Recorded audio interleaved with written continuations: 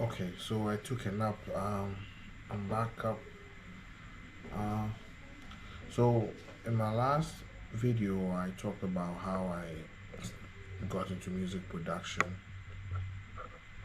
Um, no, I first gave a brief summary about myself, how I grew up, um, and how I got to meet Hammer. So we'll take it from there. So how I met Hammer, like I said, we used to be in the same area. Fast forward, I met him in the studio, and he was cool people. Like he was a cool person. He was very accommodating, especially because I wasn't I wasn't someone that he knew from nowhere, but just because like we will try and talk to him after school and stuff like that, I think he noticed me, and um, I kind of probably stood out. I don't know because I've not been able to ask him, what I mean, why me? Because he didn't have to. So he was cool people. Um, Work ethic, super, super good. I mean, he was good at what he did.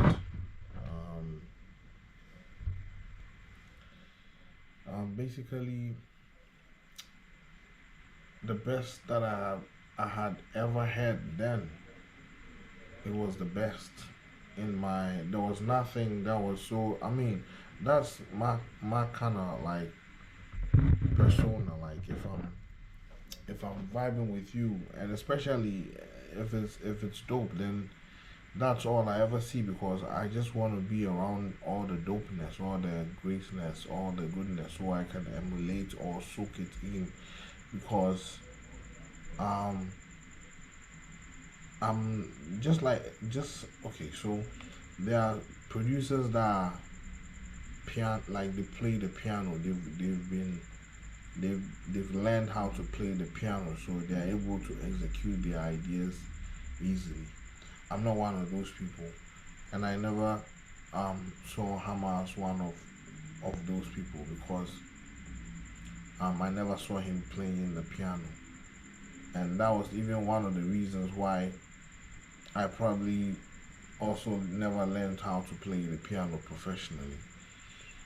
But the beats were always dope, you know what I mean. So I came on the back of that, learning both from afar and by him, and I didn't get there and just started learning how to make beats. So I was there as one of the rappers.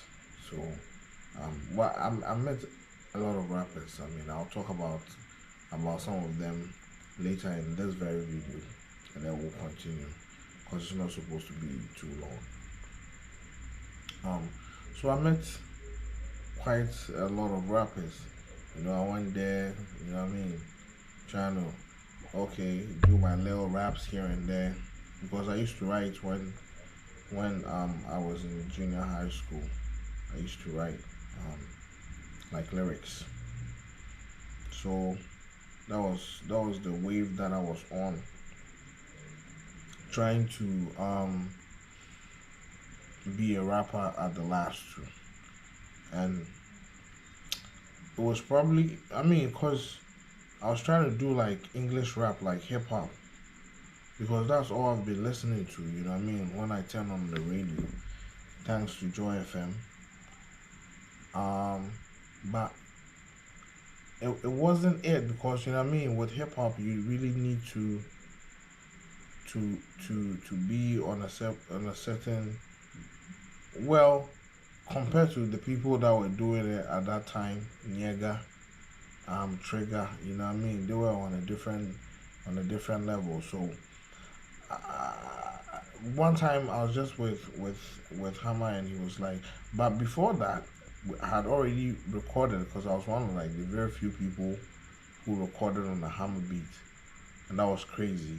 Um, I think he just wanted to do something for me, trying to be nice to me, but he told me I couldn't play this no way. You know what I mean? So I mean, that's that. I don't even know where the track is right about now, but I remember the hook for the song, because there was already a hook on it, and then he had me do it to like two verses on it, and they bounced it on the CD and gave it to me. I mean, shout outs to Hammer. Um, so I started like getting interested in the beats when he actually mentioned it. He was like, why, we're at Hasha Studios then. One of his sessions were there because I was a regular. Anytime Hammer will come to the studio, I'm there.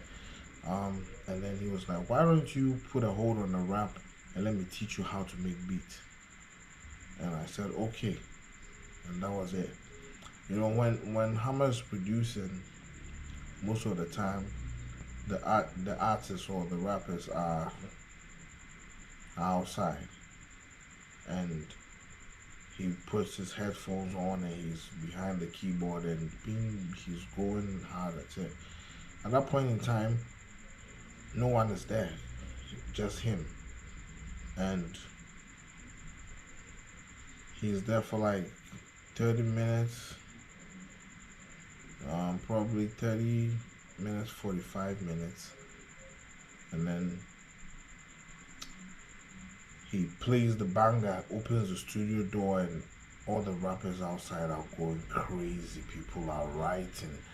People have raps already memorized and they are laying it on the beat, and it's crazy, you know. And that is the kind of era that I came up on. You couldn't get a studio without paying some big bucks, you know. It was crazy. So if you have an engineer like Hammer who has his own sessions, like he pays for his own sessions and has his artists come in there to, you know what I mean, display their skills for uh, for a possible outdoor or for a possible breakout, then that was something that you needed to be a part of. So, and Hammer really did. You know what I mean? I'm going on and on, not because, um, not because of anything, but just to put the facts down. Okay, so Hammer really took care of us, or took care of his artists, because every time we're done with studio sessions, he will dish out money for everybody that comes to the studio, depending on where you live, for transportation, and it's take this, you take this, and there could be about 20 artists, 20 rappers, underground rappers who are dying to be known out there. Everybody out there get your cash, and then you go home. You get informed on when the next studio session is going to happen, and that was just about the time when mobile phones started going commercial for people to be able to access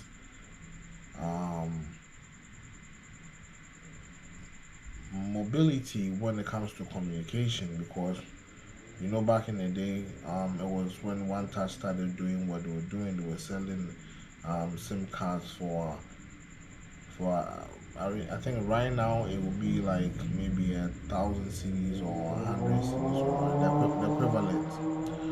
So it wasn't something that it was so easy to come by. But then when they started um, when they started bringing in other competition like bars, um, and Ariba and all that, you know. So word will go around quickly. How much studio session is this day? Because if not for that, then how are we going to be able to communicate and everybody is going to know? So you try and call Hammer. You call his line. If he's coming to the studio today, he's going to let you know, and then you'll be there at whatever point in time he comes. He does his work. Everybody tries to put um, their best foot forward, and then we try and all win. So that was the kind of cloth that I was brought up on. People spent a lot of time to to make their music. People could spend like a whole year to record like 2 to 3 songs. Most of the time, is because of the financial constraints. Um, so you do the song, get a copy of it, you go home for like the next 3 months. You're just trying to either correct things or pay for the next session to come and work on the song to try and finish it up. So that's the kind of upbringing musically that I came up on. Um, so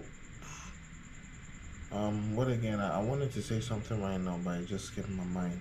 Um, yes. So in learning how to make beats and stuff like that, the software that we used to use at Hash Hash was Pro Tools, industry standard Pro Tools. And that is all that was used. And I remember there were several processes going on in the studio after making your tracks. So now I understand, but back then I didn't used to understand. So after making the beat, of course you have your MIDI file. So I guess they were bouncing MIDI to audio, and that took like a chunk of time. You know what I mean? So I was wondering how am I now? When am I going to be able to learn all these?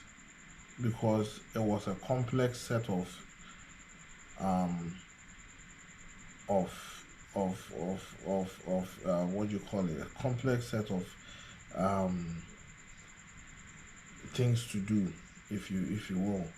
Because now there's a module, you take out jack cables, take one from here, put here. It's going to record as an audio file. Sometimes made me think a lot that when will I get to this level and know how to do this, and how I was doing that with ease. Those things usually happen during the night, midnight, because that's a lot of work. I met a lot of people like U-Beats. U-Beats was also a music producer at Hash Hash, but he used to work with Hammer, and he was, I think, more of a mixing engineer at that point in time. And still respect to U-Beats, man. Super legendary man, you know what I mean? There are other people that I didn't work with, but I used to see, like King Cyrus. I've experienced him in the studio.